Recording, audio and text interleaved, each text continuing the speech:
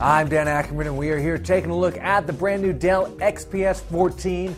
Now, that XPS brand from Dell has been around for a couple of years. It seems to look different every year, although the concept is always the same.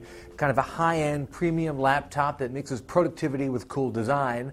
I think the latest generation of the XPS is probably the best yet. It started out earlier in 2012 with the XPS 13, which we jokingly call the Dell Book Air because it looks so much like a 13-inch MacBook Air, down to the aluminum body and the tapered design.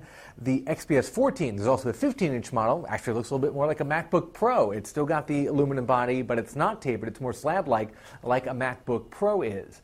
Now, in this case, we've got a 14-inch display that's 1600 by 900. That's what I like to see in a premium mid-size laptop. The 1366 by 768 is a little chintzy once you get up to, $999, $1,000 more than that.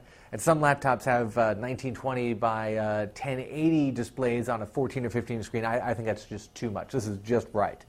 You also get Dell's keyboard, which you'll find on XPS and Inspiron and other models, but it works well even across the less expensive and more expensive ones. It's backlit, which I always like, but only on the XPS do you get the big all-in-one click pad. It's kind of like Apple's big no-button touchpad on the MacBooks. On the Inspiron models, you get the separate left and right mouse buttons, a little old-fashioned. I found this worked just about as good as any Windows version of this I've seen. The two-finger scrolling was actually really responsive.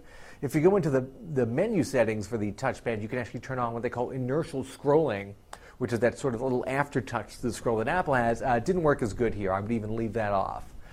You do get Intel's latest generation of Core i series processors, all the way up to a Core i7, which is what we have in here, and discrete graphics, which is impressive considering this is considered an Ultrabook, which is that sort of Intel super thin laptop category. You don't get an optical drive, however, and it is perfectly thin, but I gotta tell you, for a 14-inch Ultrabook, this thing is insanely heavy, even though it doesn't have an optical drive. It's 4.7 pounds, which is more than Apple's new 15-inch Retina MacBook Pro, which is probably the closest sort of high-end, mid-size parable. And of course, it weighs a lot more than the Dell Inspiron 14 that we just reviewed, that also has a next-gen Intel Core i series processor and discrete graphics, so you can get a lot of the same stuff in a lighter package for a few $100s less, although I'm not going to lie and tell you that that system is as well built or nicely designed as this one is.